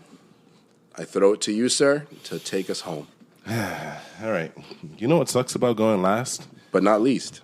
Because you hear all these lists, and then you look at your list, and you're like, Damn, that should have been there. Yeah, exactly. There's some movies that generally I should have considered on my list, and I'm looking at this, I'm like, I may need to make some changes, but you know what? I'm going to roll with it. For me, my top 10, starting at the number 10 for my top 10 list, it's a movie that I just, whenever it comes on, I have to stop and sit down and watch a little bit because I enjoy the heck out of it. That's Scott Pilgrim versus the World. Ow! Yeah. It's just such a fun film. Scott Pilgrim and the Association of Evil Exes or the League of Evil Exes or something. And there are some great characters there. I mean, Brandon Routh's character, the vegan. He is. There is so much joy watching that movie when I watch it. There's some pretty cool video game callbacks. Every time they fight, they lose. They become coins when they get defeated. Yeah. So it's such a really fun film. So that's why I put it up there. For me, number 9 is Hereditary. That's an A24 film. I went to go see that in Williamsburg at midnight also. And maybe the reason why I look at that film with such fondness is because I did go see it in the movie theater. And it was just having the experience with the rest of the audience because they were really pumped and they were really into that film. I mean, like I was telling Jose earlier, when I walked into the film, a gentleman and his girlfriend sat next to us, and he goes to me like this. He was like, "Listen, I'm going to tell you this right now. If you hear me screaming like a girl, just please don't judge me because when I come to these type of movies, it freaks me out. And let me tell you something. I needed earplugs, so that was a really good film, but." Also, the experience of being there and watching with a whole bunch of people, that's what really made it one of my top 10 films. Mm-hmm. Number 8 is A Quiet Place. And again, the experience of being in the movie theater watching that, because it's such a quiet film. And literally, there were people in the audience that stopped eating popcorn because it was making too much noise. Or you heard them start to chew like, oh, absolutely. Slowly. Like the first 15 minutes, you had people going... 20, 30 minutes, it was just dead silent. Everybody stopped. You know what I'm saying? People are slurping soda like, no, you didn't hear trying not to make the noise. Yeah, you didn't hear that. And again, it was a different take on the genre. And, having John Krasinski not only write it, but direct it, he's one of my favorite actors. I loved him in Office. You know what I'm saying? Great, and Jack Ryan. He was also Jack Ryan. He was in 13 Hours in Benghazi, which was a pretty criminally underrated film. He's also a doctor. Is he? He got his doctorate from Brown University recently. Oh, really? And he's married to Emily Blunt. And he was supposed to be Captain America at one point. But he might be Mr. Fantastic. He might be Mr. Fantastic. Yeah, exactly. I think he would be a better Mr. Fantastic because he's got the look. He's got the look. He can play the smart guy, but also with like a wise ass attitude. Mm-hmm. So, which is great for Mr. Fantastic. I think it's going to work out at the end if he does get cast. Not to hijack, but do you think Emily Blunt should be Invisible Woman? 1,000%. Because they have awesome chemistry. Yeah, exactly. Okay. And that's his wife in real life anyway. I agree. Exactly. Yeah, it works. It works. So. My number 7 film is a Korean film. It's called Train to Busan. Ah, yes. This is what happens with these lists. Everyone's like, oh no. That's awesome. I love it. I heard that was great. That was a great film. The way that they do the zombies. It was, it takes 28 days later and make those zombies look slow. Damn, really? Yeah. Well, I guess if you're chasing a train. No, I know. Listen, there's literally a point where the zombies hold on to the train, and you see like 200 of them just being dragged by this thing, and zombies climbing on top of each other to get on the what is train. it, World War Z kind of when they climb the wall? Yeah, similar I like to World that, War Z you know too, what I'm saying? yeah. So That was a good one too. It's an emotional. It's just from the start. It just grips you, and the action, it never lets go. It's just constant, you know. So that's one of my favorite. I'll watch that movie a dozen times. It's on If it Netflix shows too. up. I have to watch that. Yeah, if it shows up, I'm watching it. For me, number 6 is a movie that took the superhero genre and kind of changed it a little bit, and that's Chronicle. I don't know if you've ever seen that. I don't One not of know what you Chronicle mentioned is. it also, You right? do not know what Chronicle Yeah, is. I know what it Chronicle is. is. One of you mentioned it also, right? I did. You did Yeah. mention it, yes, right? Mm-hmm. Please go out and watch Chronicle. It is Michael I only have Jordan. one day to watch all these movies. I can't watch every single movie. Watch Chronicle. From It's sunset, Michael from B. sunrise- Jordan yeah, before from sunset he was sunrise. Michael B. Jordan. Okay. Okay? Well, I've seen a lot of early Michael B. Jordan stuff. I was already a fan of his before he got into any of the action stuff or big name stuff. Wire. So it's literally Where's Wallace? a group of friends who gain power through a meteorite. Oh, I do know this movie. It's one of those Yes, found film yes. footage kind of Yeah, films. yeah, also. I do. Very, yes, very I do well remember done. the film. Yes. Very, very well done. It is one of my favorite superhero movies out there. For me, number 5, I had to put this on my list, and I'm ashamed that I didn't have it there before, and that has to be Star Wars The Last Jedi. So you made a Again, change. I did make a change. You know, I went against what I was gonna do. I said this is gonna be my list, and I'm not changing it. But I have to put it in there because I love Rian Johnson's films, and I think honestly, this is gonna be this generation's Empire Strikes Back I agree. because I think the backlash is not going to last. exactly. They're going to go back and they're going to revisit this film and they're going to see the intent that he was trying to do with this. And I had wished that Rise of Skywalker had continued that storyline because it was a different way of looking at the Jedi and the Force. And I walked out of that movie theater and there were problems with that movie. Certainly. But It wasn't I perfect, walked but it was great. out of that movie theater with a genuine excitement for what the next Same. film could be. Right. I was You know what really I'm saying? excited for the movie. Especially Broom Boy and the notion that, you know what, anybody can have this power. It's not just relegated to the Skywalkers. That to me was exciting because, you know what, as much as I love the Skywalker saga and stuff like that, there are other stories to be told. That's a huge universe. And this was the first movie within the Skywalker saga that said, you know what, we can do other things, not just Skywalker. And that to me excited me, you know what I'm saying? And unfortunately we had the disappointment that was the Rise of Skywalker afterwards, which took its time to try and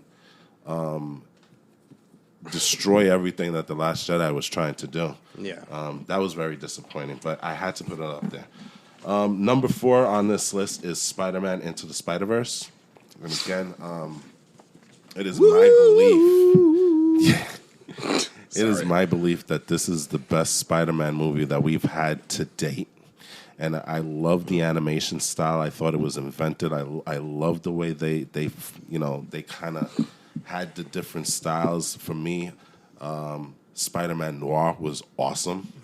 Spider-Ham, that was like a Spider-Ham was childhood great. idol of mine, practically. Then you had the manga Spider-Man, which was they had all these different type of spiders, and it just blended so well. Spider-Gwen, and the 2 Peter Parkers, played by 2 different voice actors, which was cool. Yeah, exactly. This was Jake Johnson, and Chris Pine was the one at Chris the Pine beginning. was the first one, which I didn't one know that when I dies, saw it. right? Yeah, Chris Pine was the one that had everything right going for him. Yeah, and Jake Jake Johnson, Johnson, everything was perfectly wrong. He's the encapsulated perfect- the schlubby Spider-Man. Exactly. So for me, I really enjoyed that movie, and like I said, the bagel moment I will always love. Bagel. You know, it's really good. We just say that's probably our favorite movie moment, practically, of the last Bagel. decade. Because it Bagel. came out of nowhere. Yeah. And I'm literally, gonna get me a bagel tomorrow morning just because. the guy throws the thing, and it's right above it. You see the little text box. Bagel. Just gets smacked in the head. Beautiful. Just beautiful. Oh man. So now I'm down to my top 3. Oh yeah. Here we go. Let's see what we got here. Number 3 for me is Star Wars. Rogue One, a Star Wars story. Okay. For me, I thought it was one of these movies that took the original Star Wars New Hope and actually made it better. Yeah. Because As AJ mentioned earlier, like because of the telling of that story, Right. we really fleshed it out so much more. Exactly. And there are very few movies that do that.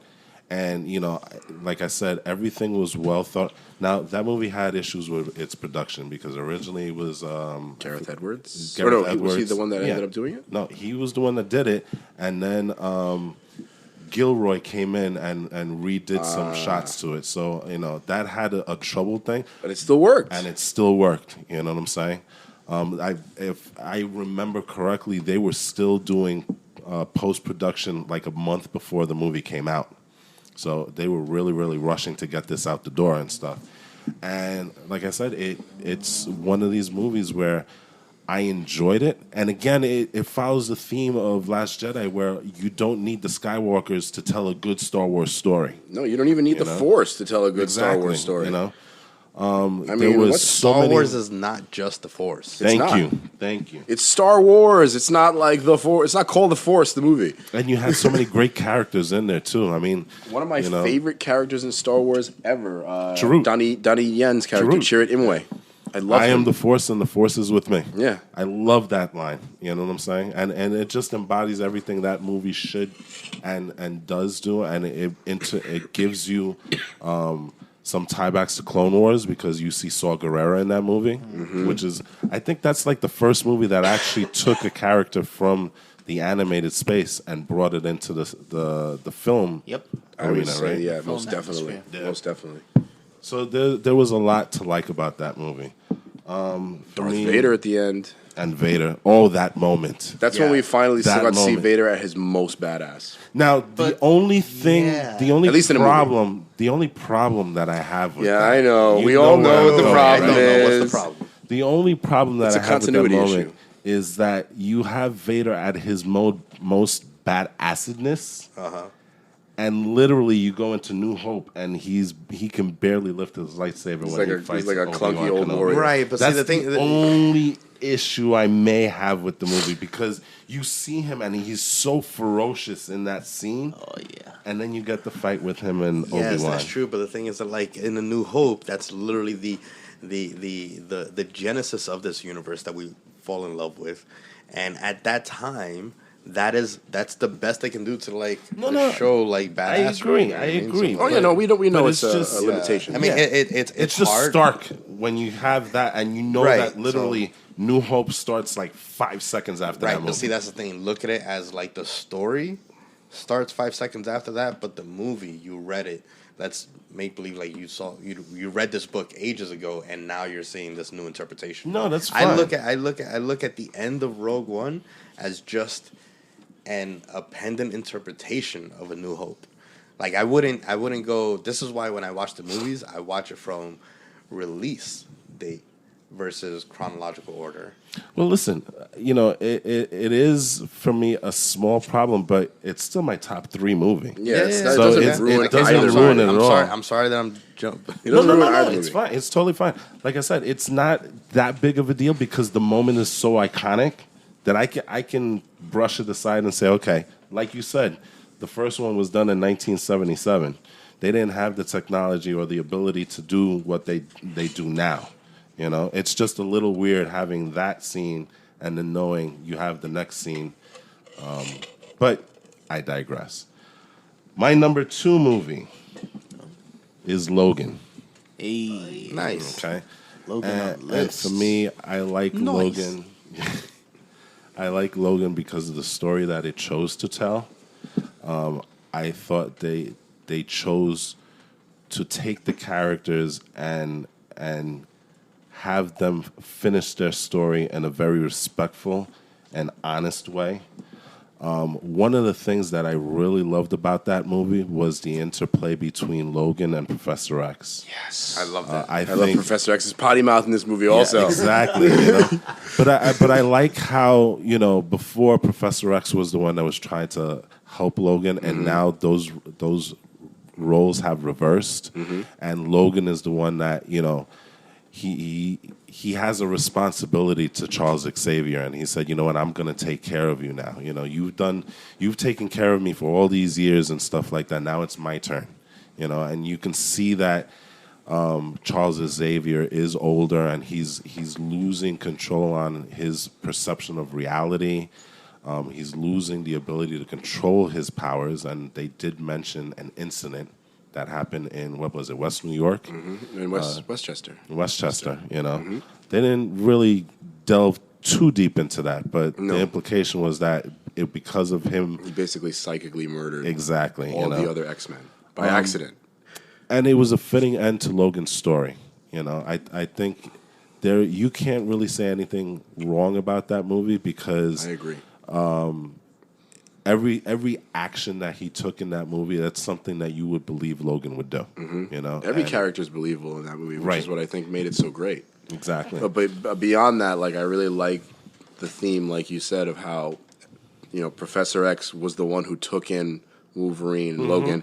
Really became like a parent to him. Exactly. And then in turn, Logan took care of him when he got older, like he was his father. Exactly. You know what I mean? And It's Wolverine like was that. originally broken, and then Professor X was broken. It's that real family dynamic of how a family kind of, how it handles things. At least in maybe our culture, in Latin families, it's sort of like beholden on you to take care of your parents when they get older. Exactly. So, not just stick them in the home or whatever. So, and it was also about what you pass on, which I thought was amazing as well. I thought that was really interesting as well. Exactly. God, man, that movie did gut me a few times. Oh yeah. Oh, definitely. Absolutely. Everybody was. Caliban was awesome. All the characters were just so great. You know what I mean? And what's the actor's name who played the villain in that movie? Lord. I can't remember, but he was just so great in that role also. Yeah, wasn't he in Narcos he was or believable. something like that? He was in the Predator too. And he was in the Predator. I can't remember his name. He was just so Everything was believable. pretty too, good. Everything was great. Yeah, there's nothing you can say that was wrong with that movie. Yeah. And just like I said earlier, how I felt like Winter Soldier evolved comic book movies. I feel like it's very obvious that Logan involved comic book movies, maybe as an extension of Deadpool, in a sense, even though it was totally different thematically, right? But a rated R adult comic book movie.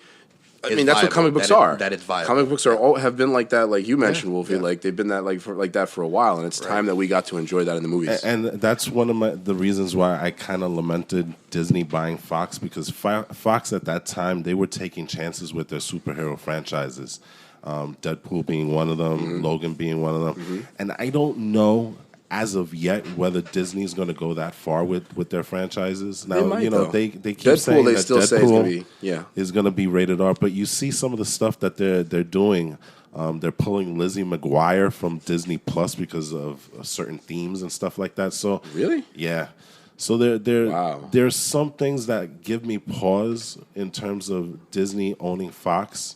That being one of them, because I don't know if we will get another Logan from the Disney brand. You know what? I hope that I'm wrong. You know what I think is going to happen there, though? I think what's going to happen there, not to get too far off topic, but I think what they're going to do, at least if they're smart, I really think that it's obvious that they have to do this. They have to take some of those properties over to Hulu. Well, I think that's the plan. That's the plan. That's their intention, right? There's certain things that they're going to keep on Hulu and certain things that they're going to keep put on Disney Plus. Right, Disney Plus is Family supposed to be Guy's the on Hulu. family fair type of stuff, and then Hulu is going to have your more adult-oriented properties. Right. I mean, at the end of the day, if they don't fulfill that for us, we're just going to end up maybe going to other brands that might be giving us those rated R comic book movies. Hopefully DC Black will actually do something, in the film scene. And it's getting popular everywhere, even on TV. You look at shows like The Boys, where that really ultra-violent... Obviously, there's a market. Harley Quinn on DC Universe. Yeah, exactly. I mean, there's a market for it. Obviously, the adults in the rooms that grew up on comics, we now have money to pay for movie tickets and stuff like that. We're in our 30s, some of us. Yeah, give us what we want. Younger, some older. Give us what we want. Don't treat us like kids. Yes, exactly. Let the stuff grow with us. We make big boy money. Let's see big boy shows and movies. The people have spoken. So before I get to number one, I'm going to give you some of my honorable mentions. And my list originally was 22 films, and it was tough to knock it down. for that top 10 spot, I had like about 4 films that I really wanted to put in there. So I'll speak on them really briefly. For me, Dragon Ball Super Broly. I was going to make that a group honorable mention if nobody mentioned it. Yeah, no, I had to put it Because we all kind of wanted to put that on there. I'm a super fan of Broly, the character, and I'm a huge fan of Broly, the movie. Go, Broly, go, go. That was Go. a pure adrenaline rush watching in the movie. I think I went to the movies like 5 or 6 times to see it. Oh, really? That's Yeah. more than me. I Wow. watched it more than everybody. He's watched it more than everybody because we got he's watched it more than everybody. You know, He's also a kid and has all that extra time. I've Don't give watched me that. it like at least 12 times. And I'm not even joking. 12 times. I thought more than that. Oh no, it's definitely more than that. Yeah, More, because probably. there was a point you were watching it almost every day. Yeah. Yeah, for 12 days. Because I got bored, and then the only thing I had to do was that. I'm surprised it wasn't in Why your was the top reason? 10. And then I watched Endgame like around 20 times. Well, Okay. actually, yeah, now I'm thinking of it, Broly might be Broly I've watched more than Avengers, so yeah. Yeah, you've watched the crap out of that movie. Yeah. So I had to put it in there. It's a Disney movie. Thank you very much. Honorable mention. I guess it is now. My other 2, Ex Machina. Yeah, that was close for me, man, because that was a Yeah. really great movie about, in a similar vein to what it means to be human, like Blade Runner, which almost made my list. And you had So many Poe good Dameron ones. and General Hux in that movie. Yeah, So and they were friends, and sort of. Poe dances. Yeah, So, but really good movie. and Lara Croft. The other movie that almost made my top 10, and I really regret not putting it up there, but it was just too crowded for me. That's Inception. Inception was a great movie. I love Christopher Nolan movies and stuff sorry. like that, and I like the ambiguity that you get at the very end of the movie. I like. You know, Bwah. yeah, we get that also. You know, I've never seen the full movie. but That's I where know it came what you're from. talking about. It's a worthwhile movie. Like, there were so many great movies. It was really hard to make these choices, and a lot of the movies that we all said, like Inception, are movies that I really wanted to creep in there. But probably like my top 25 for sure. Movies like that. It's a movie that one of the movies that I like. It really makes you think, right? Because you have the layering of the dreams that they have, and the layering of the consciousness that they have to go down, and everything is so well thought out. You know, like the first one. You're talking about minutes. The second one, you're talking about days. The third one, you're into years. You know, the fourth one, you're into decades and stuff. So it's just the way all of that stuff is thought out. You know, it was really, really good. And again, I struggled really hard to try and put it in my top 10. But Very random, but I started watching Rick and Morty. Hey. There's an episode that parodies that so well. It's one of the first couple of episodes, and I don't want to spoil it, but it's so good. I gotta check it out then. Rick and Morty is awesome. I knew it was Literal awesome. First episode. Yeah, I think Oh, it's it the is? second episode, isn't it? I think it's the second episode. Really? I'm pretty sure it's the second episode because That's that's an interesting way to start a series. yeah. I mean, you might be It is the right, first but episode. like it's either the first or the second episode, and it's fantastic the way that they like. Let's just say they involve other characters from other like completely different movies. Oh yeah, I know I know That what that you're don't talking necessarily belong in there, but they relate to dreams, and that's all I'm gonna say. Okay. I gotta check it out. All right, so my number 1 all-time greatest, awesomest, bestest type of movie Let's hear it. for the decade. Oh my god, You probably know what it is. I do. Number 1, Captain America: Winter Soldier. Okay. I saw Damn. it coming. Did not expect that. What I- a movie, though! Love that movie. Thank you for Oh, giving me a yeah, chance to you- talk about it a little bit stealth more. I love yes, and that is one of my favorite Captain America suits. That stealth suit that he uses. Possibly the best action scene, the individual action scene There's in two all of of them, the actually. MCU. But him fighting knife fight. Bucky in the beginning. Yep. And the elevator fight. Not that the end fight wasn't amazing, but that elevator fight was so iconic. That elevator fight is amazing. It took so them badass. how long to do it. Before we begin, And the does anyone choreography. want to get out? Yeah, you know. The fight choreography is amazing in that film. had that spy thriller, and I think that was one of the first movies that introduced the notion of genre in the MCU. That's what I said earlier. That's what I know? love about it. It was like it doesn't have to be like this. Stick to this singular. And it was so intelligent genre. the way they did it. Yeah. And it had it's funny because I used to watch a show called Agents of Shield, and Agents of Shield actually suffered because of Winter Soldier, because they were building a tie-in to Winter Soldier, which ended up being the helicarriers. The helicarriers, if you go continuity by Agents of Shield, it was a project that was sanctioned under them, and they were the one that were building it for Fury. But the show actually suffered because of it, because they had to hold back all that information, and they couldn't move the story forward because of that. Once they were untethered from that, Agents of S.H.I.E.L.D. actually became a better show. But I mean, you had the iconic moments of the elevator fight, the fight on the streets with Bucky, the revelation that the Winter Soldier is Bucky. You know what I'm saying? Which, if you read the comics, you knew, but still, like the way that they did it was fabulous. Exactly. To me, there is not one single thing that I can find wrong with that movie. I just love that movie. It's definitely, like I said, that was the movie that, because I have an admission to make. When the MCU first started launching, I didn't really care that much. This was at a point in my life when, like, I wasn't as much into comic books as I had been in the past. I was kind of like, I had lost it a little bit. Yeah. Same. Yeah, right. I mean, I feel like, when you're an adult, sometimes you get into different things. You sometimes lose a little bit of what you loved when you were a kid. And I was like, I don't have time for this stuff. It's kid stuff. Like, I haven't read comics books in years.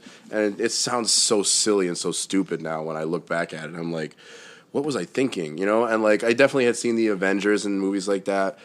And I enjoyed them, and Iron Man, all the movies that became before that, but I wasn't, like, floored or blown away by any stretch of the imagination. And then the Winter Soldier came out. And I was like, this is what they're aspiring to. They're really trying to take comic books in a really... comic book movies, again. It's a grown-up story. Yeah, comic book movies, again, because I don't want to disrespect comic books. Like, I really kind of did that earlier, and I admit that. But the way that they brought this story to life, like it's a spy thriller. That's kind of the one thing that I loved about like Winter Soldier, and I was kind of hoping I'd see more of that in. I hope we will in the soon.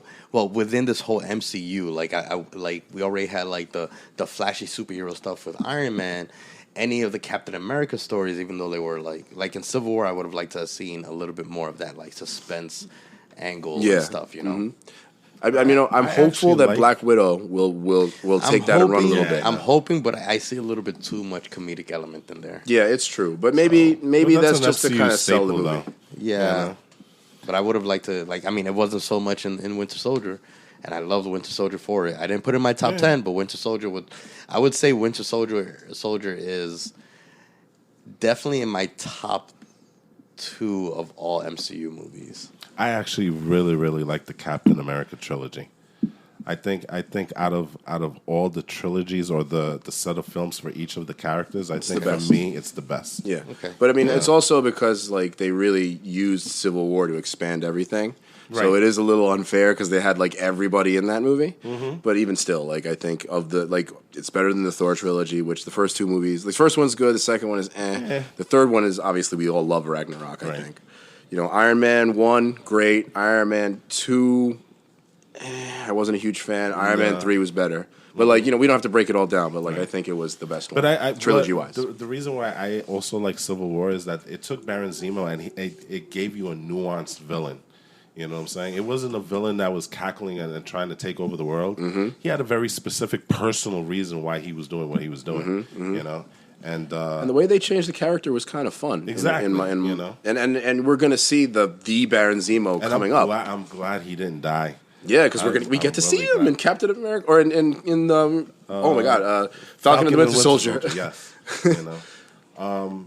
And I do like that scene in Civil War with him and Black Panther at the very end, while Captain America and Iron Man are duking it out. You have the opposite, very calm and very measured scene between Black Panther and Zemo, where he literally has done his objective, and he's willing to die. He's like, I don't care. I've done what I needed to do. Yeah. And Black Panther was like, no, you're not doing that. Living on And a great way to introduce Black Panther. Exactly. Also. So, I mean, it's almost like a love letter to the Captain America movies, but Winter Soldier is where it really started to become great. Not that Captain America was great too, but yeah, I like Yeah. the first it movie. was still I liked very it the much. first time that I saw it. I didn't like it. I liked it, but I didn't love it. Which one? Captain America. The first one? Yeah, but I also think it's maybe because I saw it in 3D and it was just a little too gimmicky.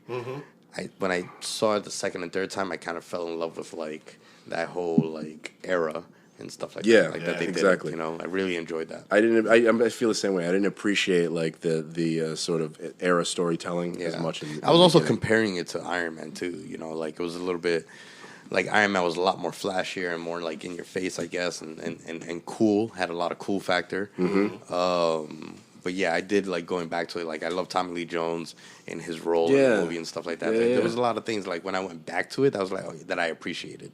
And it was great how they set up like Howard Stark and all of them to like Right, show up exactly. laher on as well. I mean, but yeah, Civil War. Again. That's another movie I could go on forever, but I'll cut myself off before we do that. There you go.